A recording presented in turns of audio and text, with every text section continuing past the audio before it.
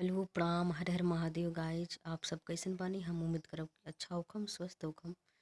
तो हमनी की माई बहन ये गीत गावे न लो और बहुत अच्छा लगेला। ये पुराना गीत ह, सभी गावेला। आज ले बहुत सारा लोग गौली बा और सबसे बढ़िया ये पवन भैया गावेनी। तो आज हमू प्रयास करतनी थोड़ा अच्छा से गावे के। काचही बाँस के बहंगिया, बहंगी लचकती जाय, बहंगी लचकती जाय। काचही बाँस के बहंगिया,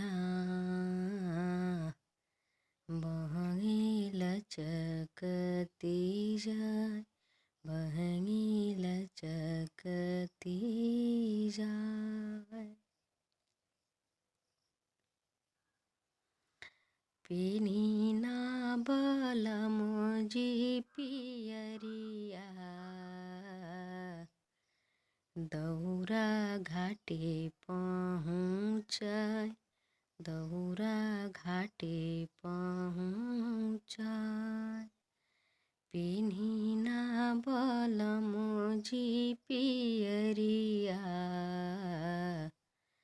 दौरा घाटे पहुँचाय, दौरा घाटे पहुँचाय।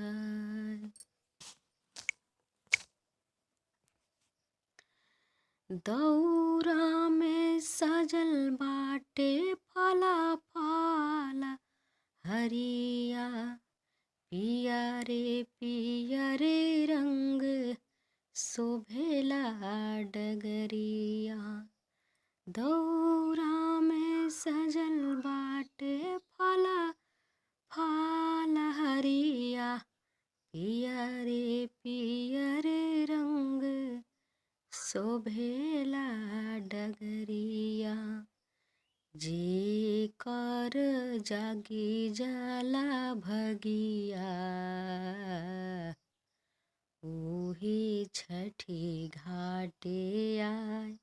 जे कर जागी जाला भगिया,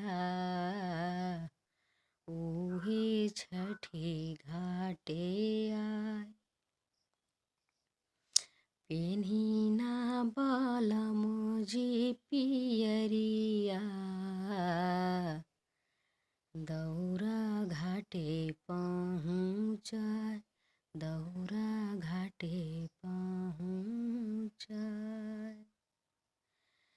छठी माई चाहिए ता होई कौनो न कामी, घरवा में भरल रही अन्न धान लक्ष्मी।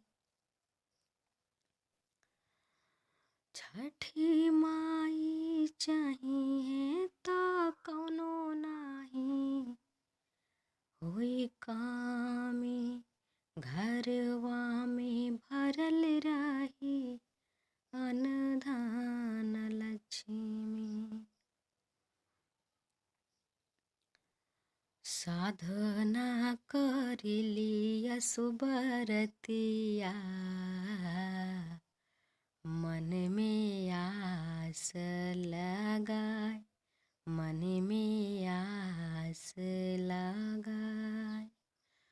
स्वामी मोरे करिले पूजनिया, छठी माई रौरे घाटे आय, छठी माई रौरे घाटे आय। अच्छा लगे तो एगो लाइक और सब्सक्राइब जरूर करें।